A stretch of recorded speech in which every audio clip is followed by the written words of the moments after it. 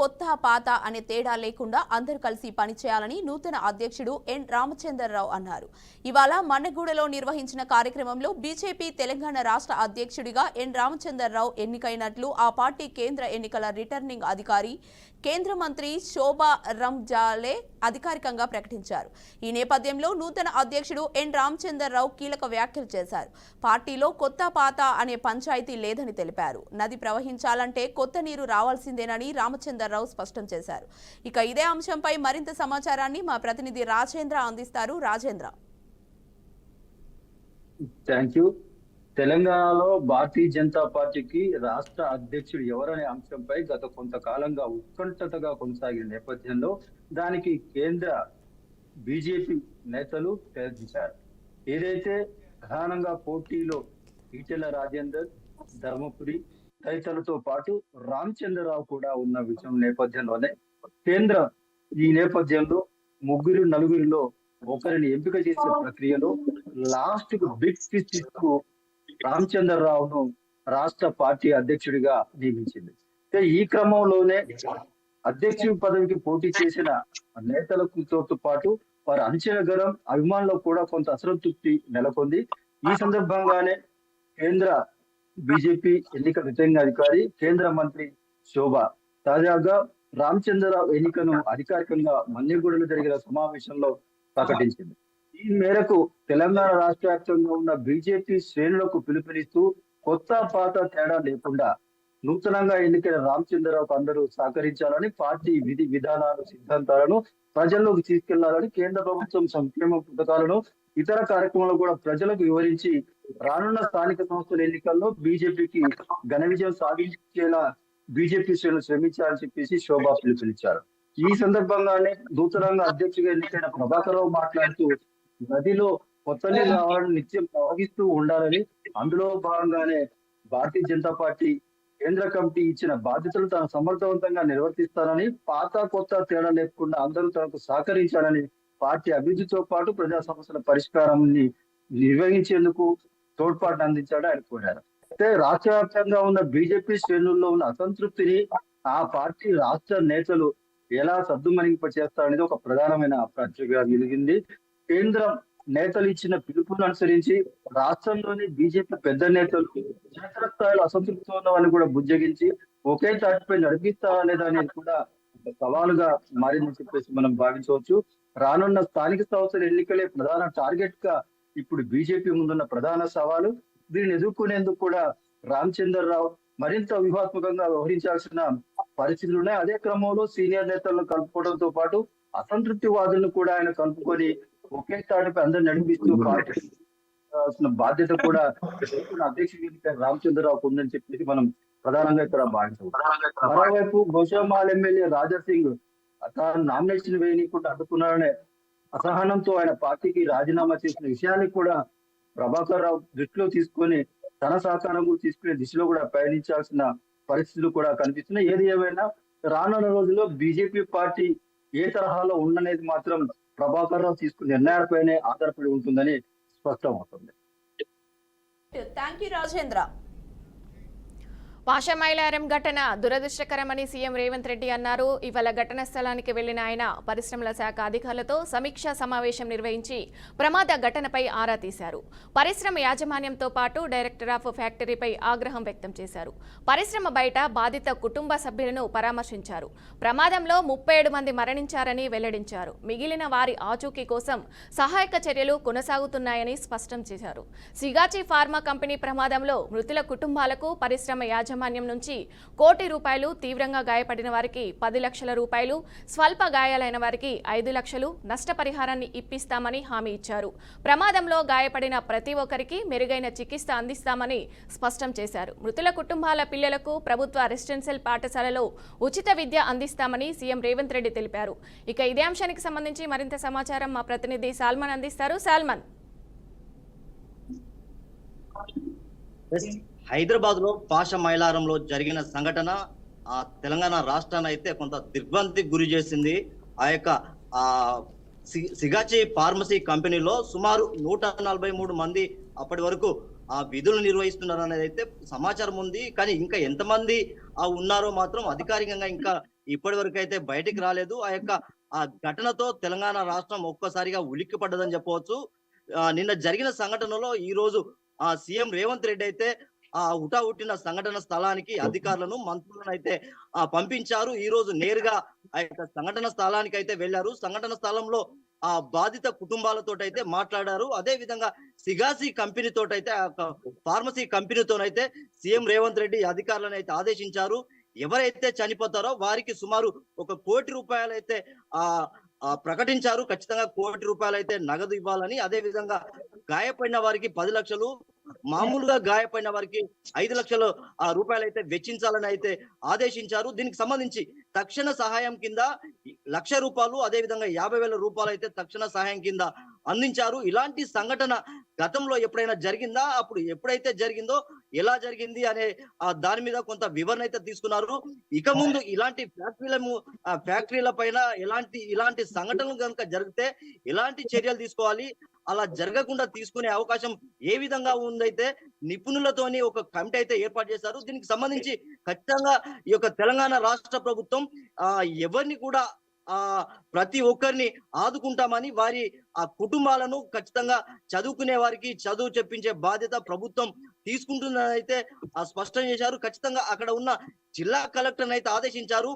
ఎవరు కూడా ఇబ్బందులు పడద్దు, ప్రతి ఒక్కరికి మెరుగైన చికిత్స అందించేందుకైతే రాష్ట్ర ప్రభుత్వం సిద్ధంగా ఉంది. వారికి అందించే చికిత్స ఖచ్చితంగా రాష్ట్ర ప్రభుత్వం డబ్బులు వెచ్చించి వారికి మెరుగైన చికిత్స అందించేందుకు మాత్రం కృషి చేస్తుందని చెప్పారు. సిగాచి ఫార్మసీ కంపెనీకి ఖచ్చితంగా మీరైతే ఒక్కొక్కరికి చనిపోయిన వారికి 1 కోటి రూపాయల నగదు ఖచ్చితంగా చెల్లించాలని అయితే అధికారులతోటి మాట్లాడే ప్రయత్నం అయితే చేయడానికి రాష్ట్ర ప్రభుత్వం సిద్ధంగా ఉంది. ఖచ్చితంగా ఇలాంటి సంఘటనలు రాష్ట్రంలో ఎక్కడ గాని ఇలాంటి సంఘటనలు జరగకుండా ఆ యొక్క కంపెనీలకు, ఫార్మా కంపెనీలకు ఖచ్చితంగా రాష్ట్ర ప్రభుత్వం అయితే ఒక ఆదేశాలు అయితే జారీ చేసింది. ఇలాంటి సంఘటనలు జరగడం వల్ల మన రాష్ట్రంలో చూసుకున్నట్లయితే ఉమ్మడి రాష్ట్రంలో గాని లేకుంటే Telangana right, thank you Salman. Right, ఇక రాబోయే రోజుల్లో పాదయాత్ర చేస్తారని మాజీ సీఎం జగన్ అన్నారు. ఇవాళ తాడేపల్లిలోని పార్టీ కేంద్ర కార్యాలయంలో వైసీపీ యువజన విభాగం ప్రతినిధులతో సమావేశమయ్యారు. ఈ నేపథ్యంలో ఆయన కీలక వ్యాఖ్యలు చేశారు. పార్టీని ప్రజల్లోకి తీసుకెళ్లాలని పార్టీ యువనేతలకు వైఎస్ జగన్ దిశానిర్దేశం చేశారు. ప్రజలకు అందుబాటులో ఉండాలని, వారికి సమస్య వచ్చినప్పుడు తోడుగా నిలబడాలని చెప్పారు. పార్టీలో యువజన విభాగం కీలకంగా పనిచేస్తుందని మాజీ సీఎం జగన్ అన్నారు. ఈ క్రమంలో వచ్చే ఎన్నికల్లో వైసీపీ పొత్తు పెట్టుకునే అవకాశం ఉంటుందా అంటూ ఎమ్మెల్సీ కళ్యాణి ప్రశ్నించారు. దీనిపై స్పందించిన జగన్ ఆ విషయం నాకు వదిలేయండి అంటూ బదులిచ్చారు. జగన్ చేసిన ఈ వ్యాఖ్యలు ఇప్పుడు రాజకీయ వర్గాల్లో చర్చనీయాంశంగా మారాయి. మరి ఇదే అంశానికి సంబంధించి మరింత సమాచారాన్ని మా ప్రతినిధి వీరబ్రహ్మం అందిస్తారు. చెప్పండి.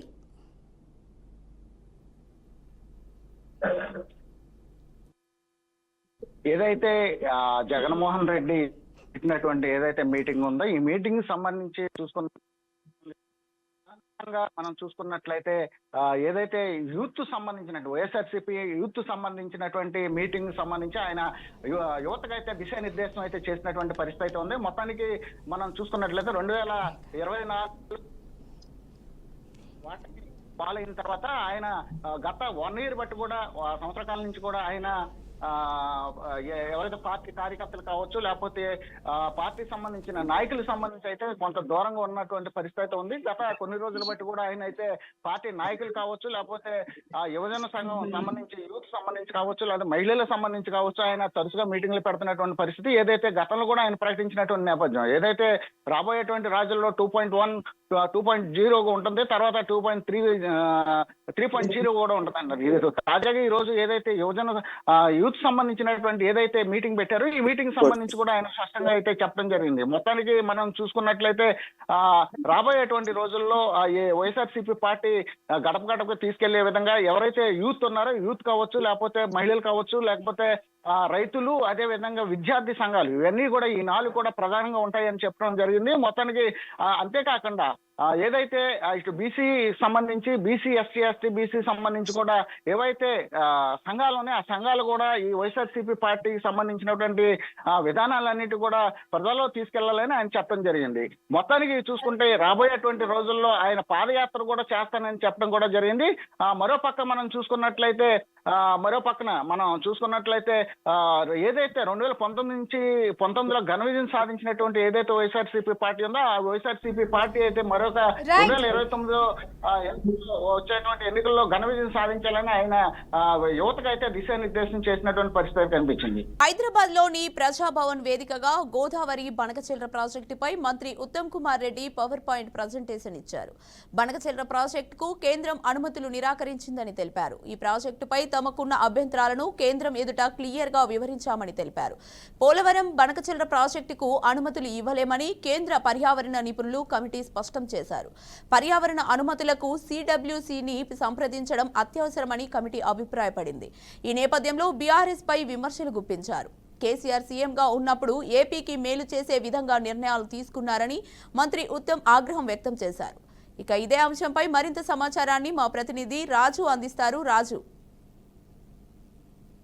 హైదరాబాద్ లోని ప్రజాభవన్ వేదికగా గోదావరి బనకచెర్ల ప్రాజెక్ట్ పై మంత్రి ఉత్తమ్ కుమార్ రెడ్డి అయితే పవర్ పాయింట్ ప్రజెంటేషన్ ఇవ్వడం జరిగింది. బనకచెర్ల ప్రాజెక్టు కోసం కేంద్రం అనుమతులు నిరాకరించిందంటే కూడా కొంత ఆగ్రహం వ్యక్తం చేసే ప్రయత్నం చేశారు. ప్రాజెక్టుకు సంబంధించినటువంటి పూర్వపరాలు కావచ్చు, ఇతర అంశాలతో పాటు అభ్యంతరాలను సైతం కేంద్రం ముందు ఉంచే ప్రయత్నం చేశామని, అదేవిధంగా బనకచెర్ల ప్రాజెక్టు సంబంధించి క్లియరెన్స్ కోసం కూడా పూర్తిస్థాయిలో అన్ని అంశాలను కూడా ప్రస్తావించామని కూడా చెప్పవచ్చారు. పోలవరం బనకచెర్ల ప్రాజెక్టుకు సంబంధించి అనుమతులు ఇవ్వలేమని అదే సందర్భంలో కేంద్ర పర్యావరణ నిపుణుల కమిటీ అయితే స్పష్టం చేసింది. ఈ మేరకు పర్యావరణ అనుమతులతో పాటు సిడబ్ల్యూసీని కూడా సంప్రదించాలంటూ కూడా అత్యవసరమని కూడా ఆ కమిటీ మాత్రం అభిప్రాయపడింది.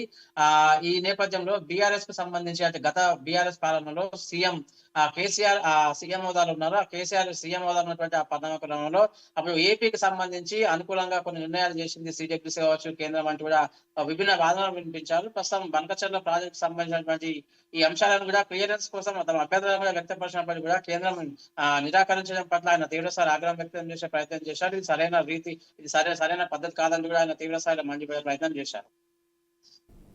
రైట్, థ్యాంక్ యూ రాజు. నెల్లూరు జిల్లా ఉదయగిరి నియోజకవర్గం వరికుంటపాడు మండలంలోని ఉపాధ్యాయుడికి దేహశుద్ధి చేసిన ఘటన కలకలం రేపింది. తూర్పు బోయమడుగు గ్రామంలో టీచర్గా పనిచేస్తున్న వెంకయ్య ఆడపిల్ల పట్ల అసభ్యంగా ప్రవర్తించాడు. సమాచారం అందుకున్న గ్రామస్తులు ప్రశ్నించడానికి వెళ్తే మీ పిల్లల్ని నేను తాకలేదు, సంతోషించండి అంటూ హేళనగా స్పందించాడు. దీంతో విద్యార్థినుల తల్లిదండ్రులు టీచర్ వెంకయ్యను చితకబాదారు. ఈ క్రమంలో వెంకయ్య గోడ దూకి పారిపోయాడని గ్రామస్తులు చెప్పారు. ఇలాంటి కీచక ఉపాధ్యాయులపై కఠిన చర్యలు తీసుకోవాలని గ్రామస్తులు డిమాండ్ చేశారు. ఇక ఇదే అంశానికి సంబంధించి మరింత సమాచారం మా ప్రతినిధి సాగర్ అందిస్తారు. సాగర్,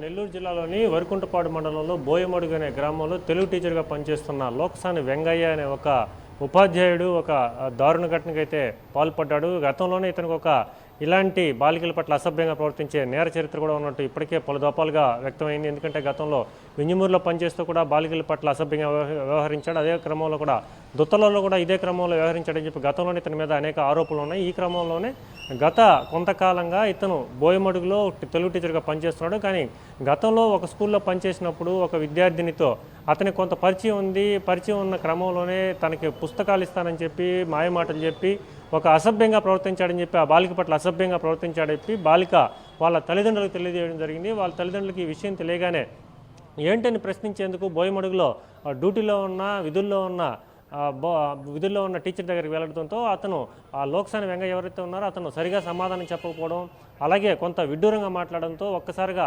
ఆగ్రహం కట్టలు తెంచుకుంది తల్లిదండ్రులకు. అక్కడే దేహశుద్ధి చేశారు. దేహశుద్ధి చేసి వెంటనే కూడా అతన్ని బంధించి పోలీసులకు సమాచారం చేయాలని చెప్పి చూశారు. కానీ వెంటనే అతను అక్కడి నుంచి గోడ దూకి పారిపోవడంతో వెంగయ్య అక్కడ దొరకలేదు. కానీ పోలీసులకి సమాచారం అందించారు తల్లిదండ్రులు. దీని మీద ఫిర్యాదు తీసుకున్న పోలీసులు అతని కోసం అయితే ప్రస్తుతం వేట కొనసాగిస్తున్నారు. ప్రస్తుతం ఆ వెంగయ్య పరారీలో ఉన్నాడు. కానీ ఇప్పటికే 3 దఫాలుగా ఇతని మీద ఆరోపణలు వచ్చినా ఎందుకు ఇతన్ని సస్పెండ్ చేయలేదు? ఒకసారి అయితే పర్లేదు, 2 సార్లు అయితే పర్లేదు. అలాగే ఇతను 3వ కూడా ఈ విధంగా చేయడంతో అసలు ఇతను ఉపాధ్యాయ విధులకే పనికిరాడని చెప్పి అందరూ కూడా ఇక్కడ ప్రజలు పెద్ద ఎత్తున నిరసన చేపట్టడం జరిగింది. దీనికి సంబంధించి ఇప్పటికే కలెక్టర్ కావచ్చు, డిఓ కావచ్చు కఠిన చర్యలు తీసుకోవాలి. ఒక విద్యాబుద్ధులు నేర్పించాల్సిన గొప్ప పాత్ర, గురువు పాత్రలో ఉన్న వెంగయ్య ఇలా ప్రవర్తిస్తూ ఉండడం ఒక్కసారి కుక్క కాటు మరిగినట్లుగా ఇదే విధంగా పదే పదే బాలికల పట్ల అసభ్యంగా ప్రవర్తిస్తుండడంతో ఇక్కడంతా కూడా పెద్ద ఎత్తున విమర్శలు చెలవుతున్నాయి అధికారుల మీద కూడా. ఎందుకని తూతు మంత్రంగా అతని మీద చర్యలు తీసుకున్నారు, తిరిగి అతని విధుల్లో చేరడం, ఇదే విధంగా ప్రవర్తిస్తుండడంతో అసలు గుడ్ టచ్ బ్యాడ్ టచ్ నేర్పించి ఎవరైనా కూడా విద్యార్థులకి బయట జరిగే విషయాల పట్ల అవగాహన కల్పించి మంచిగా సద్మార్గం నడిపించవలసిన ఒక గురువు పాత్రలో ఉండి వెంగయ్య పదే పదే ఇలా ప్రవర్తించడంపై ఇక్కడ అనేక ఆరోపణలు ఉన్నాయి ఉన్నతాధికారుల మీద కూడా. వెంటనే కూడా అతని మీద చర్యలు తీసుకోవాలి, అసలు సస్పెండ్ చేయాలి, అసలు విధుల్లోంచి పూర్తిగా కూడా తొలగించాలని చెప్పి పెద్ద ఎత్తున నిరసన కార్యక్రమాలు చేపడుతున్నారు. ఇదే క్రమంలో కూడా రాష్ట్ర వ్యాప్తంగా బయట ఇప్పటికే మహిళలు, ఆడపిల్లల పట్ల ఏదైనా కూడా చిన్న తప్పు జరిగినా కూడా తాట తీస్తామని చెప్పి ఒకవైపు ముఖ్యమంత్రి కావచ్చు, అలాగే ఇటు డిప్యూటీ సీఎం పవన్ కళ్యాణ్ కావచ్చు చెప్తున్నారు. గతంలో జరిగిన సభల్లో కూడా ఇదే చెప్తున్నారు. సో ఎక్కడైనా కూడా సభలకి, ఎక్కడైనా బహిరంగ సభల్లో ప్రజలను ఉద్దేశించి మాట్లాడేటప్పుడు ఇలాంటి వ్యాఖ్యలు చేయడం తప్ప ఇక్కడ గ్రౌండ్ స్థాయిలో ఎక్కడైనా మహిళల పట్ల, బాలికల పట్ల ఇలాంటి ఘటనలు జరిగినప్పుడు కఠిన చర్యలు తీసుకోకపోవడం వల్లే ఇలాంటి దారుణ ఘటనలు మళ్ళీ జరుగుతున్నాయని చెప్పి ఇప్పటికే కొంత సమాచారం ఉంది. ఇదే క్రమంలో కూడా ఎవరైనా కూడా తెలిసిన వెంటనే పిల్లలు కూడా తల్లిదండ్రులు తెలియచేయాలి. అలాగే లేదంటే సాటి గురువులు చెప్పినా కూడా ఇలాంటి సభ్య సమాజంలో తలదించుకునే ఘటన జరిగింది కాబట్టి మరోసారి ఇతనికి విధుల్లోకి తీసుకోకుండా పూర్తి స్థాయిలో వెంగయ్య అయితే తొలగించాలని చెప్పి గట్టిగా ఇక్కడ ప్రజలందరూ కూడా చెప్తున్నమాట. చూడాలి వెంగయ్య మీద ఎటువంటి చర్యలు తీసుకుంటారు, లేదంటే తూతు మంత్రంగా గతంలో చేసినట్టే దుత్తలూరు, అలాగే గంగిపల్లి ఏదైతే వింజమూరు మండలం, కలిగిరి మండలం జరిగిందో అలా తూతు మంత్రంగా ఇతని మీద చర్యలు తీసుకోకుండా వదిలేస్తారా, లేదంటే కఠిన చర్యలు తీసుకుంటారా అనేది చూడాలి. విజయ, థ్యాంక్ యూ సాగర్. ఇక సీఎం పదవి తనకేం కొత్త కాదని, అందరికంటే ఎక్కువ కాలం సీఎంగా పనిచేసిన అనుభవం ఉందన్నారు సీఎం చంద్రబాబు నాయుడు గారు. తూర్పుగోదావరి జిల్లా కొవ్వూరు నియోజకవర్గంలో సీఎం చంద్రబాబు ఎన్టీఆర్ భరోసా పెన్షన్ల పంపిణీ చేశారు. ఈ నేపథ్యంలో ఆయన కీలక వ్యాఖ్యలు చేశారు. గడిచిన 5 ఏళ్లలో రాష్ట్రంలో అభివృద్ధి పడకేసిందని, రాష్ట్రాన్ని తిరిగి గాడిలో పెట్టేందుకు ఏడాది పట్టిందని తెలిపారు.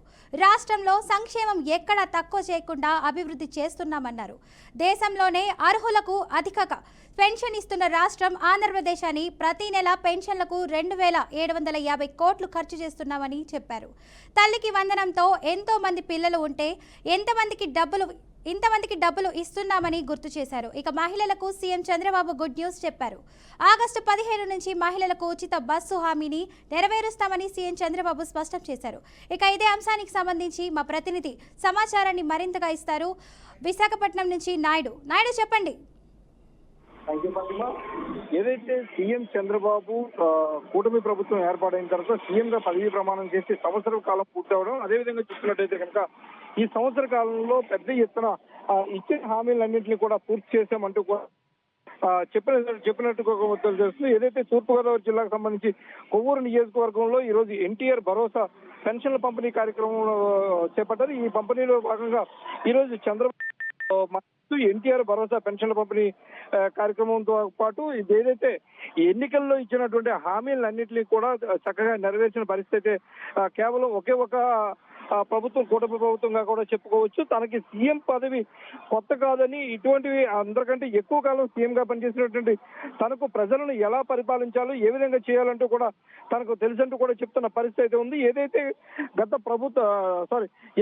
ఎన్నికల సందర్భంగా ఇచ్చినటువంటి హామీలు ఏవైతే ఉన్నాయో ఆ హామీలను నెరవేర్చేందుకు తన వంతుగా కృషి చేస్తున్నానంటూ కూడా చెప్తున్న పరిస్థితి ఉంది. ఇందులో దీనికి సంబంధించి ఇప్పటికే చూసుకున్నట్టు కనుక పెన్షన్లు 4,000 రూపాయల పెన్షన్ కావచ్చు, అదేవిధంగా చూసుకున్నట్లయితే తల్లికి వందనం, దాంతో పాటు ఈ నెల వచ్చే నెల ఆగస్టు 15 నుంచి మహిళలకు ఏదైతే ఫ్రీ బస్సు పథకం అయితే ప్రవేశపెట్టారో దాన్ని ఆగస్టు 15 నుంచి కూడా పూర్తి స్థాయిలో నెరవేరుస్తానంటూ కూడా చెప్తున్న పరిస్థితి అయితే కూడా ఉంది. అదేవిధంగా చూసుకున్నట్టయితే కనుక గతంలో చూసుకున్నట్టయితే కనుక ప్రభుత్వం లోటు బడ్జెట్ తో ఉన్నటువంటి విభజిత ఆంధ్రప్రదేశ్ కు సీఎం గా ఉండి ఏదైతే రాష్ట్రాన్ని పరుగులు పట్టించే సమయంలోనే, అదే సమయంలో 2019లో ఓటమి వలన అయితే కనుక వైసీపీ ప్రభుత్వం రావడం, దీనివల్ల పూర్తిగా మొత్తం రాష్ట్రం అంతా కూడా నాశనం అయిపోయిందంటూ కూడా చెప్తున్న పరిస్థితి ఉంది. అటువంటి నాశనం అయిపోయిన రాష్ట్రాన్ని మళ్ళీ గాడిలో పెట్టేందుకైతే మాత్రం తను శాయశక్తిలో కృషి చేస్తున్నానంటూ కూడా చెప్తున్నారు. అదేవిధంగా చూసుకున్నట్టయితే కనుక ఆంధ్రప్రదేశ్ సంబంధించి ప్రతి నెల పెన్షన్ల కోసమే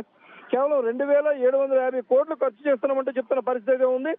తల్లికి వందనం కావచ్చు, అదేవిధంగా చూస్తున్నట్టయితే కనుక మహిళలకు ఫ్రీ బస్ పథకం కావచ్చు, అదేవిధంగా మహిళలకు 1500 రూపాయలు, నెలకు 1500 రూపాయలకు సంబంధించి కూడా వీటికి కూడా పూర్తి స్థాయిలో అన్ని కూడా నెరవేరుస్తామంటూ కూడా చెప్తున్న పరిస్థితి అయితే ఉంది. ఏవైతే వైసీపీ ప్రభుత్వం చెప్తుందో అవన్నీ కూడా చెప్పే మాటలన్నీ కూడా గారడీలని, కేవలం ఒక కూటమి ప్రభుత్వంలో మాత్రమే తాము పూర్తి స్థాయిలో మనస్ఫూర్తిగా ప్రతి ఒక్క హామీని కూడా నెరవేరుస్తున్నామంటూ పరిస్థితి అయితే మనకి కనిపిస్తుంది. రానున్న రోజుల్లో రాష్ట్రానికి భారీగా పెట్టుబడులు రానున్నాయని, దాని ద్వారా పెట్టుబడులతో పాటు రాష్ట్రం అభివృద్ధి చెందుతాను. అదేవిధంగా చూసుకున్నట్టయితే కనుక పెద్ద ఎత్తున ఉద్యోగాల కల్పన కావచ్చు. ఉద్యోగాల కల్పనకు సంబంధించి ఇప్పటికే టీఎస్సీ నోటిఫికేషన్ ఇవ్వడం ద్వారా ఉపాధ్యాయుల్ని నియమింపజేస్తున్నాము. అదేవిధంగా ఏవైతే పెట్టుబడులు వస్తున్నాయో పెట్టుబడుల ద్వారా కూడా పెద్ద ఎత్తున ఉద్యోగాలు కూడా రానున్నాయని, దీంతో రాష్ట్రం పురోభివృద్ధి దిశగా పయనిస్తుందని, ఏదైతే గత వైసీపీ ప్రభుత్వం నాశనం చేస్తుందో దాని నుంచి మనం నెమ్మదిగా కోలుకుంటూ ముందుకు సాగుతామంటూ కూడా చెప్తున్న పరిస్థితి కనిపిస్తుంది. ఫాతిమా.